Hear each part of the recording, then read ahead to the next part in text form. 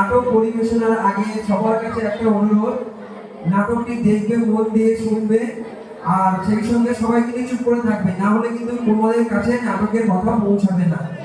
প্রত্যেকেই চুপচাপ বসে থাকবে, নাটকটা দেখো, উপভোগ করো, আশা করি তোমাদের খুব ভালো লাগবে।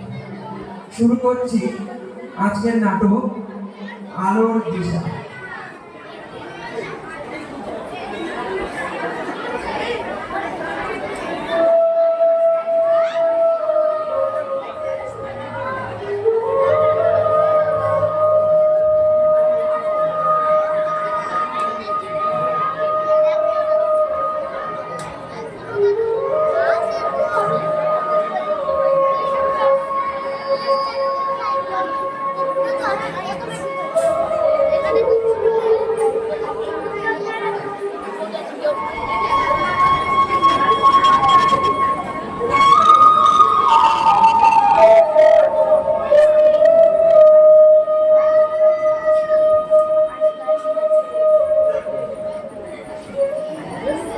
আমি অর্ধেন্দ্র দত্ত, গোপালপুর অঞ্চলে নতুন ভিডিও হিসেবে জয়েন করেছি। ছেলেবেলা থেকে বাবা মা অনেক কষ্ট করে আমাকে লেখাপড়া শিখিয়েছে যাতে আমি মানুষের সেবা করতে পারি, আর মানুষের সেবা করবো বলেই তো আমি চাকরিতে জয়েন করেছি। এখনো গ্রামে গঞ্জে যে সমস্ত বেআইনি কাজকর্ম চলছে, মানুষ অন্ধবিশ্বাস আর কুসংস্কারের বশবর্তী হয়ে যে সমস্ত খারাপ কাজ করছে, সেগুলোকে বন্ধ করাই হবে আমার একমাত্র মূল লক্ষ্য। আসতে পারিস স্যার? ও আচ্ছা, আপনি? আগে আমি গোলকনাথ গুছাই। আমার কাছে কমপ্লেন আছে, গত 2 মাসে গোপালপুর অঞ্চলে অনেকগুলি নারী পাচারের ঘটনা ঘটেছে, অনেকগুলি বাল্য বিবাহ হয়েছে। তা আপনি সবকিছু জানা সত্ত্বেও কোনো স্টেপ নেননি কেন? আগে আমি তো স্যার চেষ্টা চালিয়ে গিয়েছি, কিন্তু ঘুরতে কোনো স্টেপ নেননি, তাই তো? আগে না স্যার, মানে এই ঘুরে ঘুরে তদন্ত চালিয়ে গিয়েছি। Shut up! আমি এই বিষয়ে একটাও কথা শুনতে চাই না।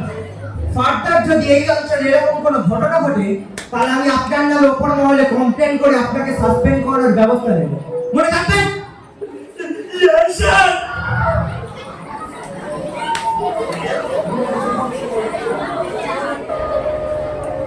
বাদাম নেবে? বাদাম ভালো বাদাম আছে, বাদাম নেবে গিয়ে? পায়ের তোর হাতের বালা থাকলে যদি সিটি গলেছে দিয়ে যাবেন, তাতে সমান সমান তোমরা বাদাম পাবে। বাদাম বাদাম দাদা কাঁচা বাদাম, আমার কাছে নেই গো বুকু ভাজা বাদাম, আমার কাছে আছে শুধু কাঁচা বাদাম। ও গোপাল দাদা, আমাকে 10 টাকার বাদাম দাও তো। দেবো দিদিমণি দেবো।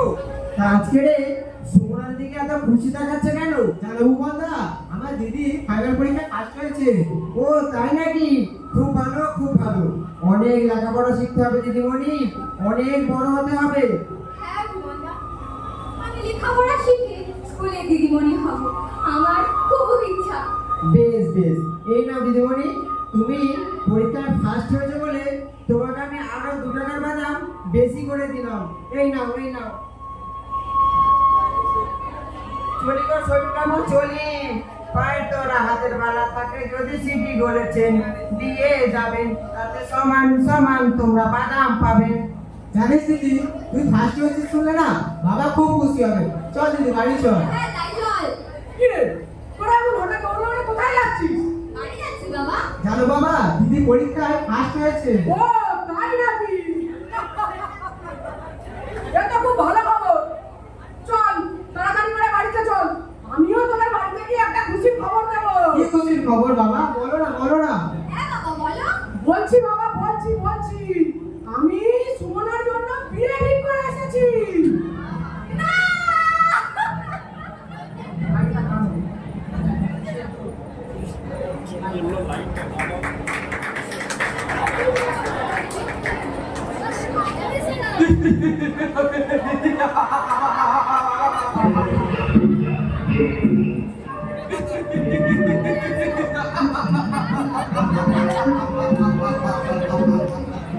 আমার নাম বিশেন্দু মজুমদার। আমার আছে এক গোপন কারবার। একটু আগে এখানে এসে উপস্থিত হয়েছিল এই আদিত্য চৌধুরী, যার অনেক সম্পত্তি। ওর একমাত্র মেয়ের সাথে আমার ছেলে সানির বিয়ে ঠিক করেছি। বিয়ের সময় মোটা টাকার পঞ্চ নেবই, আর বিয়ের পর যত নির্যাতন করব ওর বাবা তত টাকা দেবে।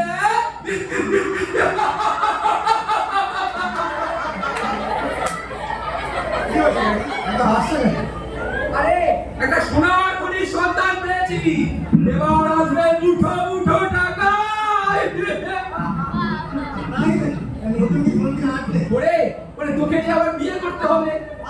হ্যাঁ রে, আচ্ছা সানি বলতো এই বাড়িটা নিয়ে তোর কত নম্বর বিয়ে হচ্ছে?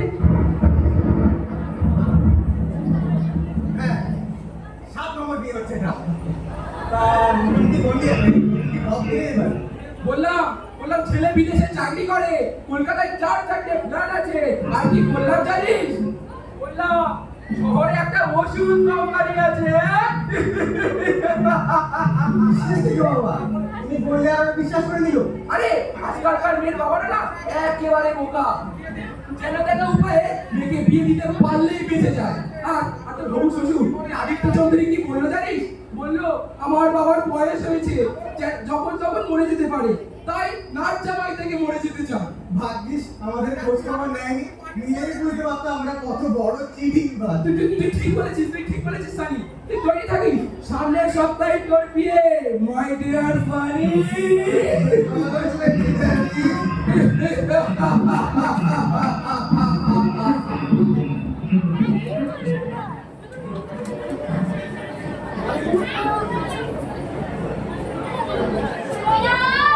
এই সুমনা, বাড়ি আছিস?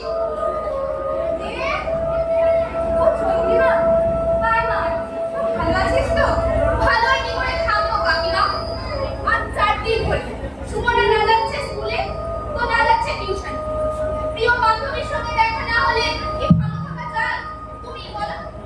আচ্ছা ওর কি শরীর খারাপ হলো নাকি? না রে মা, শরীর খারাপ না রে। কি বলবো বলতো, সবই আমার ভাগ্য। একটা মাত্র মেয়ে, ভেবেছিলাম বড় হবে, লেখাপড়া শিখবে, তা বোধহয় আর হলো না রে মা। তুমি কি সব বলছো কাকিমা? আমি তো কিছুই বুঝতে পারছি না। আরে মা, ওনার বাবা যে আমার বিয়ে ঠিক করে দিয়েছে। কি বিয়ে? সুমনার মতো একটা মেধাবী স্টুডেন্টের বিয়ে দিয়ে ওর জীবনটা তুমি নষ্ট করে দিও না কাকিমা। আরে মা, আমি তো কিছু করিনি, যা করেছে ওর বাবা আর দাদু। মেয়েটা কদিন ধরে ভালো মতো খাচ্ছে না, ঘুমাচ্ছেও না। আচ্ছা কোথায় ও? ওর ঘরে শুয়ে শুয়ে ভালো কাটছে। জামালরা, তুই ওর কাছে যা, গিয়ে ওকে একটু সান্ত্বনা দে তুই। আচ্ছা তুমি কোনো চিন্তা করো না, আমি এক্ষুনি যাচ্ছি। সুমনা, এই সুমনা! হে ঠাকুর, হে দীনবন্ধু জনার্দন, তুমি কিছু একটা করো। আমার মেয়েটাকে এই বিপদ থেকে রক্ষা করো তুমি।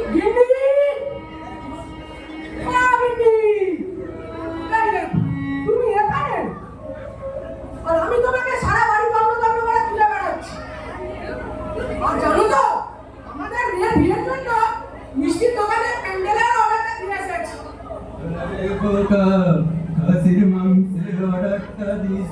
দিয়েছি বাবা, দিয়েছি।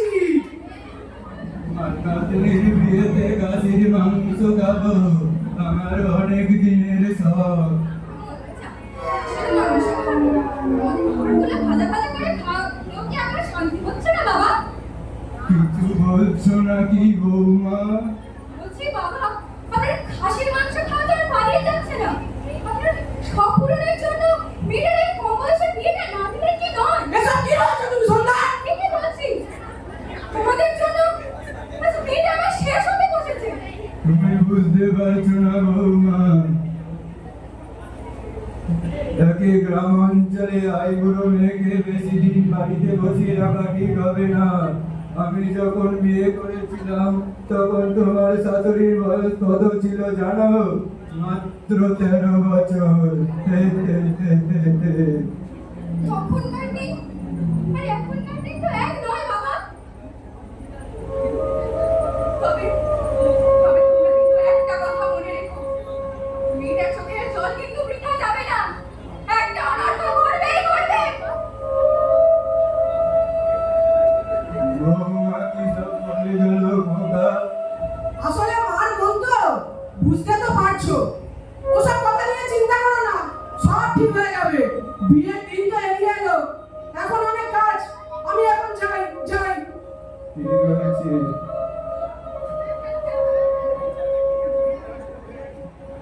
তোরা যা খুশি বল না কেন, আমি তো শুধু খাসির মাংস খাবো।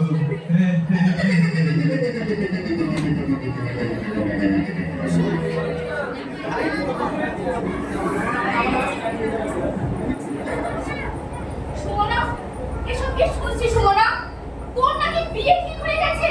তুই আমাকে ভালো চন্দ্রিমা, আমি কিছুতেই বিয়ে করবো না, আমি লেখাপড়া করতে চাই। জানি তোর মতো একটা ব্রিলিয়ান্ট স্টুডেন্ট লেখাপড়া করতে চাইবে, এটাই তো স্বাভাবিক। তুই নিশ্চয়ই জানিস আমাদের মাননীয় মুখ্যমন্ত্রী মেয়েদের কথা মাথায় রেখে কন্যাশ্রী প্রকল্প চালু করেছেন, যাতে বাল্য বিবাহ রোধ হয়, মেয়েদের পড়াশোনার খরচ বাবা মায়ের বহন করতে না হয়, নারী শিক্ষার বিস্তার যাতে সর্বত্র ছড়িয়ে পড়ে। জানি রে, আমি সব জানি, তাই তো এই কন্যাশ্রী প্রকল্পের সুনাম আমাদের দেশ ছাড়িয়ে সারা পৃথিবীতে সমাদৃত হয়েছে, ইউনেস্কো পুরস্কারও পেয়েছে। হ্যাঁ, তুই ঠিক বলেছিস, সারা দেশ এই কন্যাশ্রী প্রকল্প দেখে মেয়েদের জন্য নতুন করে ভাবতে শুরু করেছে। জানি, আমি সব জানি, কিন্তু কিছুতেই আমার বাবাকে বোঝাতে পারছি না। তুই কিছু একটা কর চন্দ্রিমা, কিছু একটা কর। করবো, নিশ্চয়ই করবো। আমাদের মতো মেয়েদের স্বপ্ন আর মাননীয় মুখ্যমন্ত্রীর এই সব প্রয়াসকে আমরা কোনোভাবেই ব্যর্থ হতে দেব না। হ্যাঁ দিদি, তুমি ঠিক কথা বলেছো, আমিও তোমাদের সাথে আছি। এই তো আমরা আরো একজনকে আমাদের সঙ্গে পেয়ে গেছি। তুই কোনো চিন্তা করিস না সুমনা, শুধু মনে জোর রাখ। চল সবই, কোথায়? যিনি আমাদের সাহায্য করতে পারবে তার কাছে চল।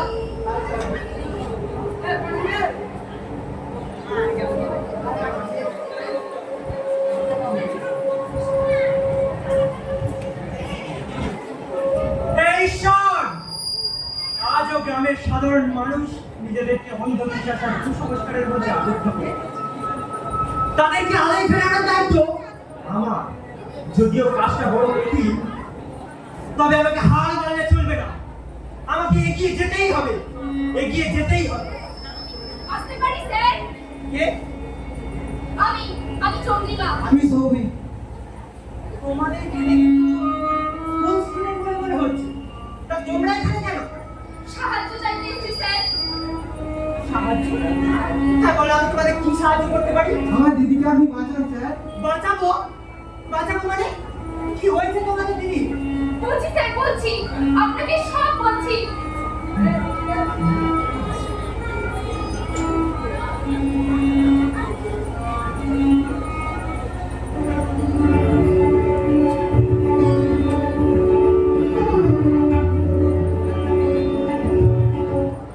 ও মাই গড, তোমরা নিজেরাও জানো না আজ তোমরা কত বড় কাজ করলে। তোমরা কোনো চিন্তা করো না, আমি থাকতে এগিয়ে কিছুতেই হবে না, কিছুতেই না। ধন্যবাদ স্যার। না না, ধন্যবাদ আমাকে না, ধন্যবাদ তো তোমাদের দেওয়া উচিত। যাই হোক, তোমরা এখন নিশ্চিন্তে বাড়ি যাও। আরেকটা কথা, এই মুহূর্তে কাউকে কোনো কিছু বলবে না, মনে থাকবে? থাকবে স্যার।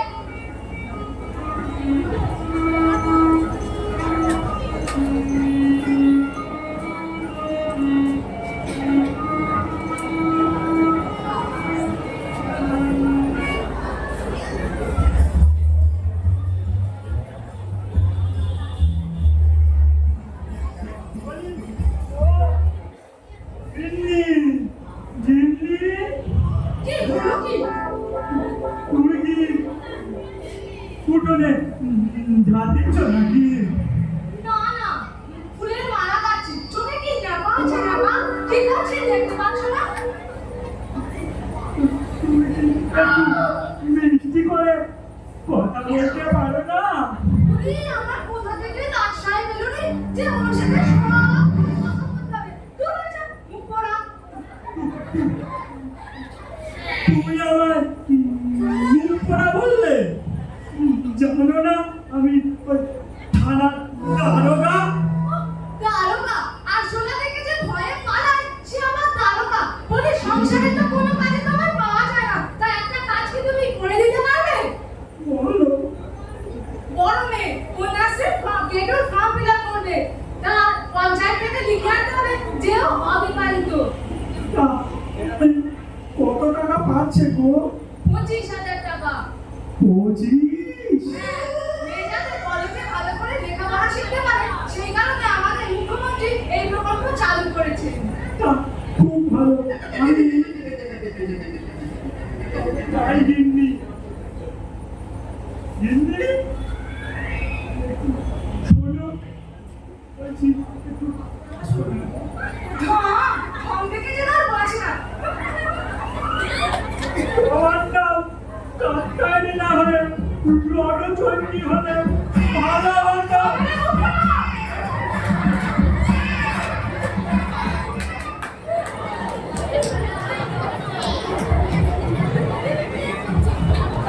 সোনা দিদি, ও সোনা দিদি, বাড়িতে আছো? ও সোনা দিদি, এই বেটা, এই কে রে তুই? আগে আমি ভুবন, গ্রামে গ্রামে বাদাম বিক্রি করে বেড়াই। এই এটা তোর বাদাম বিক্রির জায়গা? দেখতে পাচ্ছিস না বিয়ে বাড়িতে সবাই ব্যস্ত, আর উনি এসেছেন বাদাম বিক্রি করতে। বেড়ে যা এখান থেকে। আগে বাবু, আমি এখানে বাদাম বিক্রি করতে আসিনি, এসেছি সোনা দিদির সঙ্গে একবার দেখা করতে। শুনলে আজ তার বিয়ে হয়ে যাচ্ছে, কোথায় চলে যাবে মেয়েটা, আর তো দেখা হবে নি। তার সাথে আর তোর দেখা হবে না। তুই যা বলার আমাকে বলে এখান থেকে মানে মানে কেটে পড়তো বাছা। আগে বাবু, সোনা দিদি আমার কাছে বাদাম খেতে খুব ভালোবাসতো। এই বাদামের ঠোঁটা তাকে দেবে, দিয়ে বলবে ভুবন এসেছিল। আচ্ছা আচ্ছা ঠিক আছে, দিয়ে দেবো। এখন তুই এখান থেকে যা। চলি বাবু, পেন নাম। বাদামে টমেটো লুকিয়ে রাখি, পরে খাবো। আজ তো খাসির মাংস খাবো। কি গন্ধ বেরোয়েছে। যাই যাই গিয়ে একটু চেকে দেখতে যাই। এই তোরা যেন কেউ লোক দিস নে।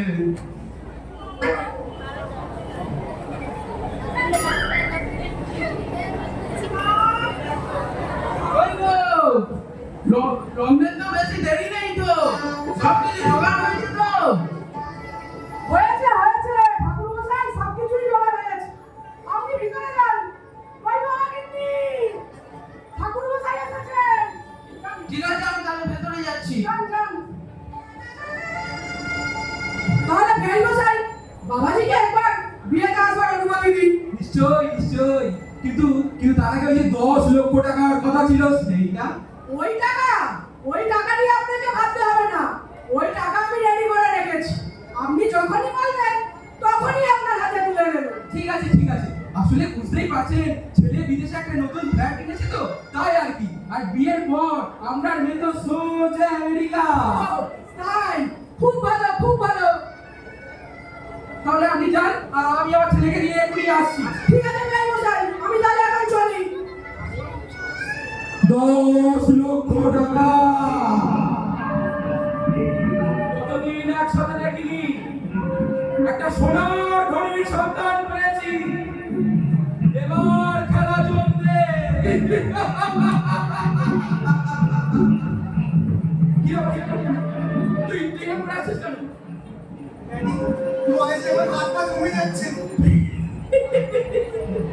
মাই ডিয়ার সালি, আমি থাকতে তোর আবার কিসের ভয়? না, বলছিলাম যদি কোনো কেলো হয়ে যায়। আরে কেলো হতে যাবে কেন? তাছাড়া তুই কি প্রথমবার বিয়ে করছিস নাকি রে? এটা প্রথমবার না করলেও একজন অপ্রাপ্তবয়স্ক মেয়েকে দিয়ে প্রথমবার বিয়ে করছি। কিসের প্রাপ্ত অপ্রাপ্ত? আরে এটা পাড়া গ্রাম, এখানে ওসবের খবর কেউ রাখে না। খবর না রাখতেই ভালো। কে জানে কপালে আজ কোনো শনি আছে কিনা। চল চল, ওসব কথা বাদ দে, এখন বিয়ের আসরে চল।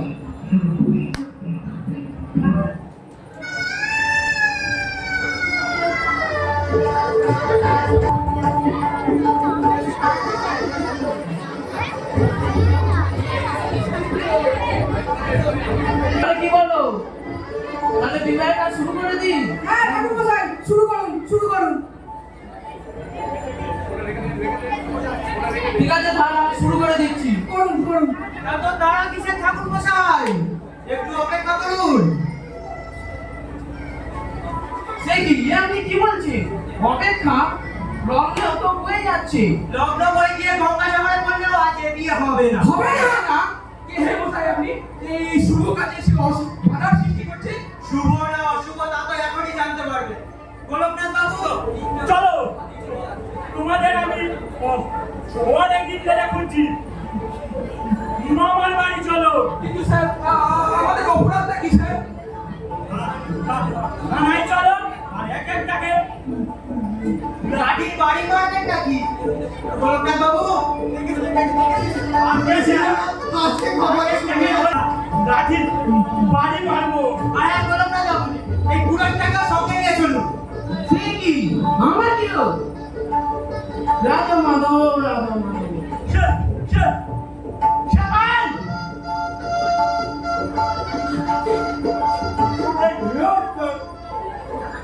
সব টাকা ধরে গাড়ি চালালো। আর এই পুরানটাকে আমি নিয়ে যাচ্ছি। চল।